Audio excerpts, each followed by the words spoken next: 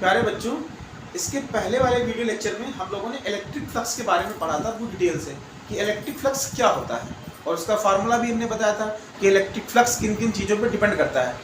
आज हम थोड़ा सा कुछ चीज़ें पढ़ेंगे इलेक्ट्रिक फ्लक्स के बारे में, जो कुछ की पॉइंट्स हैं।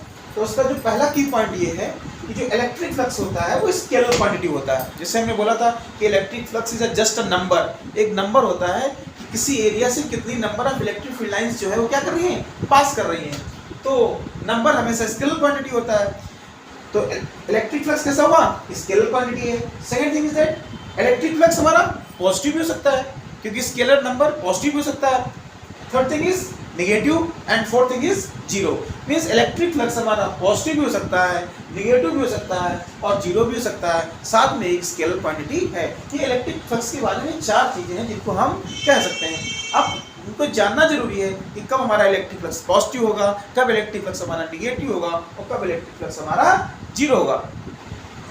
अगर हम इलेक्ट्रिक फ्लक्स के फार्मूले की बात करें तो मैं पढ़ा था phi equal to vector E dot A।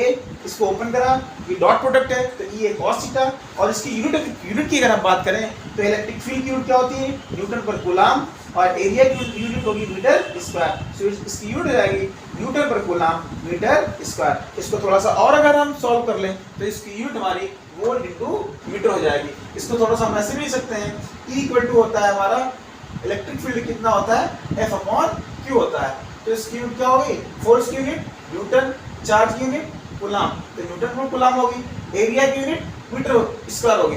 हम लोग जानते हैं कि जो पोटेंशियल होता है उसको हम लिख सकते हैं किसमें, W अपॉन Q की फॉर्म में लिख सकते हैं। और W हमारा क्या है, वर्क डन होता है। वर्क डन क्या होता है, force into displacement upon Q। Force की यूनिट न्यूटन, डिस्प्लेसमेंट की यूनिट मीटर, तो न्यूटन इंटू मीटर अपॉन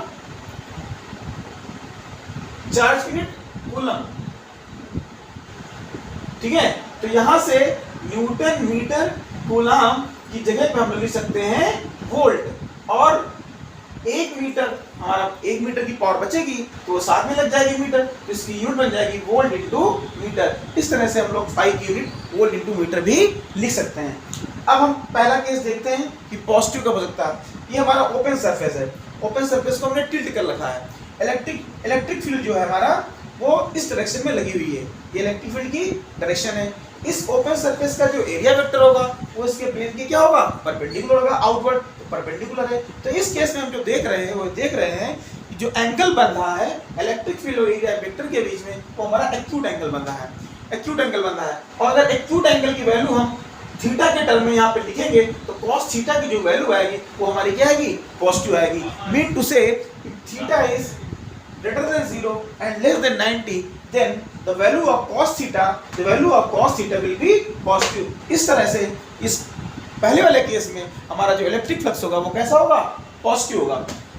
अगली बात करें, इस केस की बात करें तो इस केस में हमने क्या किया है, हमारा जो ओपन सरफेस है उसको हमने क्या करा, रोटेट कर दिया है, 180 डिग्री पे रोटेट कर दिया है। तो रोटेट करने पर हमारा जो एंगल बनेगा इलेक्ट्रिक फील्ड और एरिया वेक्टर के बीच में वो एंगल हमारा क्या है, 90 डिग्री से ग्रेटर है, and the theta is greater than 90 and less than 180 degree. ये हमारा ऑब्ट्यूस एंगल बनता है। और ऑब्ट्यूस एंगल के केस में जो cos थीटा की वैल्यू आती है वो पॉजिटिव आती है, निगेटिव आती है, सॉरी कितनी आती है, निगेटिव आती है। मींस थीटा अगर 90 से ग्रेटर रखेंगे और 180 से लेसर रखेंगे then cos theta will be negative. Very simple thing है, इसको हम लोग हाई स्कूल और में ट्रिग्नोमेट्री में बहुत ज़्यादा पढ़े हैं। तो इसकी वैल्यू हमारी क्या हो जाएगी, निगेटिव आ जाएगी। तो जो फ्लक्स होगा वो हो जाएगा निगेटिव हो जाएगा।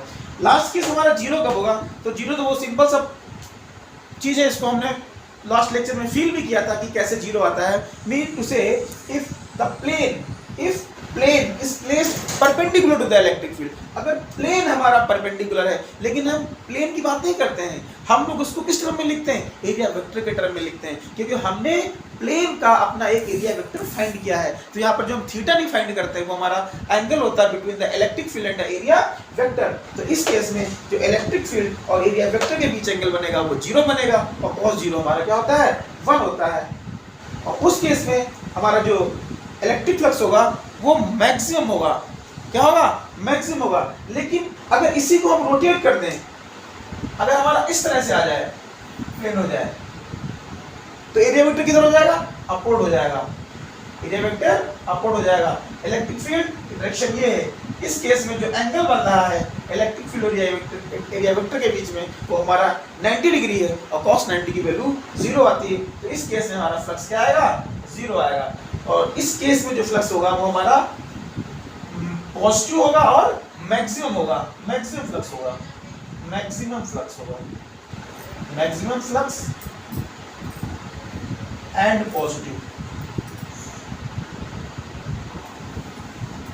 इस तरह से हम फाइंड कर सकते हैं कि जो हमारा फ्लक्स होगा वो कब पॉजिटिव होगा, कब निगेटिव होगा और कब हमारा 0 होगा।